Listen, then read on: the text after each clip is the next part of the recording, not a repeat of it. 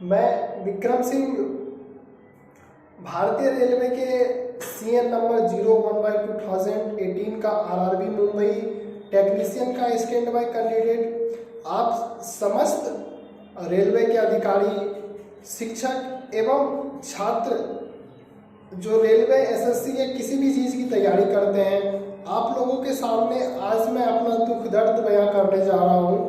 आप लोगों को पता होगा 2018 में रेलवे एलपी टेक्नीशियन की वैकेंसी आई थी। लगभग 27,000 थी, इसे रिवाइज करके बाद में लगभग 64,000 के समथिंग किया गया।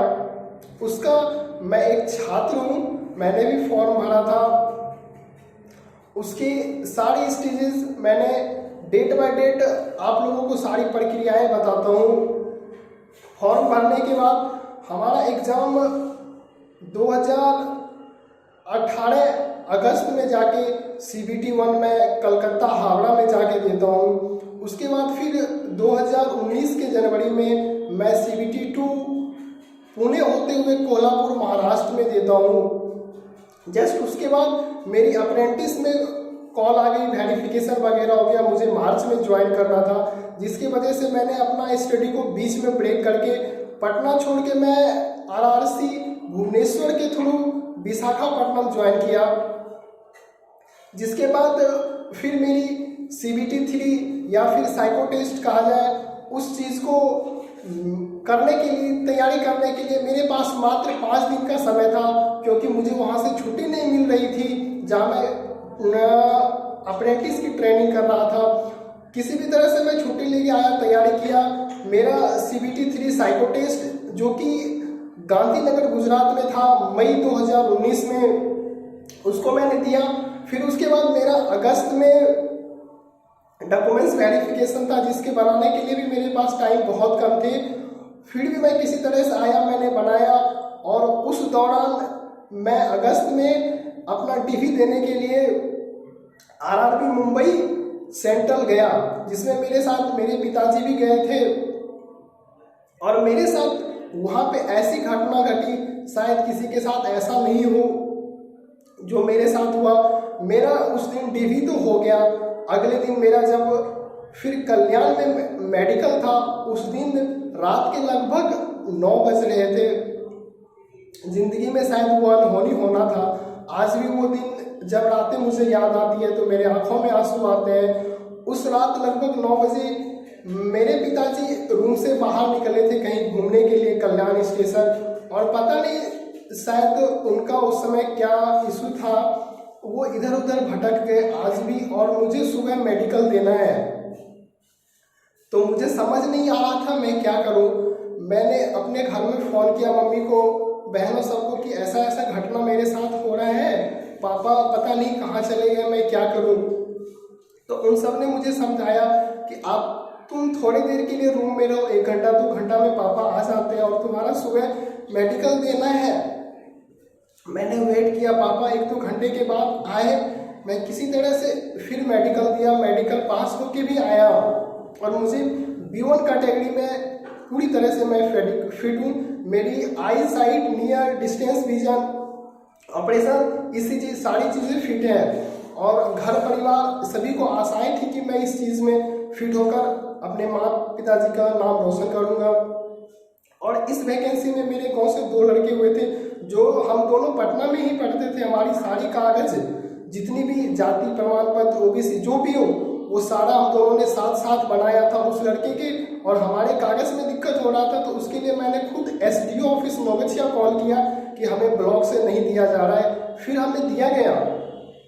ये सब चीज़ होने के बाद में हमें पता चला कि हमें वेटिंग लिस्ट में रखा गया है, और आज वो लड़का जॉब कर रहा है और मैं दर दर भटकने रहा हूँ अपने गांव में, किसी को अपनी मुंह दिखाने के लायक नहीं रहा हूँ। इतना कुछ होने के बाद भी मैं 2 बार मुंबई गया, 2 बार दिल्ली गया, और अभी तक कम से कम इस चीज़ को लेकर मैंने 50 सांसद और केंद्रीय मंत्री के पास, हमारे ग्रुप के लड़के अपने अपने MP सेंट्रल मिनिस्टर को इन बातों से अवगत कराया, उनको एक लिखित रूप में ज्ञापन दिए। वो अपनी इन बातों को आगे रेल मंत्री जी तक पहुंचाए। पता नहीं रेल मंत्री अश्विनी वैष्णव जी को क्या प्रॉब्लम है, इस चीज़ों को सुन नहीं रहे हमारे दुख दर्द को। हम क्या करें, कहाँ जाएं। आप तमाम शिक्षकगण से से भी मैंने इस चीज़ को लेके खान सर के ऑफिस पटना में एक फाइल हमने लड़कों के द्वारा भिजवाया। उमंग स्टडी के सनोज सर है, उनको मैंने व्हाट्सएप पे कॉल पे बताया। भूतेश सर रेलवे के पाठशाला वाले सर है, उनको हमने बताया। धासु सर जो है उनको हमने बताया। नवीन सर प्लेटफॉर्म उनको हमने बताया। उत्कर्ष क्लासेस गौरव सर जोधपुर उनको हमने इन बातों से अवगत कराया। आप समस्त शिक्षकगण कम से कम रेलवे के अधिकारी, रेलवे अगर हमें साथ नहीं देती है तो आप तो दें। आप group D NTPC exam result सबको लेके किए हैं और हम लोग 3 सीबीटी ऑनलाइन एग्जाम पास करके आए, डीवी पास करके आए, मेडिकल पास करके, और रेलवे के पास सीटें भी हैं। रेल मंत्री जी खुद पिछले साल जुलाई में एक लिखित रूप में राज्यसभा में एक जवाब दिए थे जिसमें दिखा रहे थे कि वो 3 लाख प्लस सीटें हमारे पास रिक्त हैं 2021 के ही अनुसार।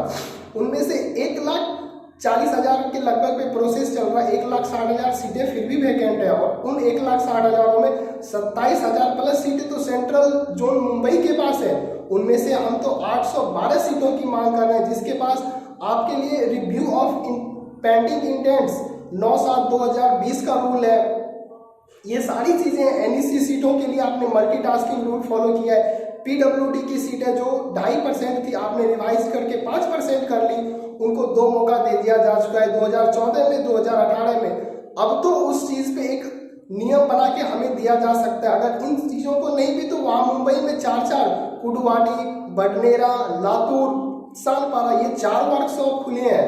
आपके पास इतनी सारी रिक्तियां हमें नहीं दे सकते। आप समस्त शिक्षकगणों से हम हाथ जोड़कर निवेदन करते हैं, कम से कम ये नहीं तो आप हमारी बातें सुने। हमने दर दर की ठोकरें खाए हैं, कहाँ जाए क्या करें। आज हमारी ऐसी स्थिति हो गई है, मैं पिछले कुछ दिनों से इतना ज़्यादा बीमार हूँ, मैं कुछ नहीं कर पा रहा हूँ, कुछ भी नहीं कर पा रहा हूँ। आज अगर मेरी ऐसी स्थिति है तो इसकी सिर्फ और सिर्फ जिम्मेदार आरआरबी मुंबई है, जिन्होंने हमारा मेडिकल करवा लिया और हमें ज्वाइनिंग पे नहीं भेज रहे। आपके पास अगर सीटें नहीं थी, ज्वाइनिंग नहीं देना था, तो आपने हमारा मेडिकल करवाया ही क्यों? और जितनी भी आज तक रेलवे के इतिहास में वैकेंसी आई है, मैंने कभी नहीं देखा, चाहे 2018 की ग्रुप डी हो या उसके बैक में एनटीपीसी हो या जेई का वेटिंग हो या पैरामेडिकल का, उन सब का जब आपने वेटिंग वाले कैंडिडेट का मेडिकल नहीं करवाया तो हमारा क्यों करवा लिया अगर आपको ज्वाइनिंग नहीं देना था? आज आपकी वजह से हम ना घर में मुंह दिखाने के लायक है, ना पढ़ने के लायक है, ना हमारी ऐसी आर्थिक स्थिति रही, ना हमारा एज रहा।